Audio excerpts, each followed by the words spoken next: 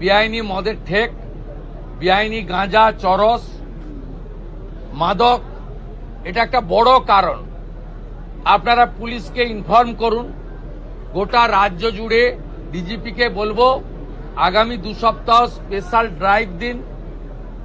ব্যাটালিয়নে থাকা লোকজন, আমাদের যেখানে পুলিশরা ডাইরেক্ট কাজে নেই, নর্মাল থানা ওয়ার্ক অনেক বেশি থাকে, তাদেরকে বিশেষ অভিযানে লাগান। সিওদেরকেও এক একটা জেলা দিন। কমপ্লিটলি গোটা রাজ্যে যত বেআইনি মদের ঠেক, যত গাঁজা, চরস, বর্ডারে তো ধরছেন আপনারা। বেঙ্গল এসটিএফ তো rail station, bus stand recce করে ধরছে, প্রতিদিনই ধরছে। কিন্তু একেবারে রুরাল এলাকাতে, গাঁগঞ্জেও এটা একদম সম্পূর্ণ উপড়ে ফেলা দরকার রয়েছে, যাতে এই সামাজিক দূষণ থেকে আমরা আমাদের পরিবেশকে বাঁচাতে পারি।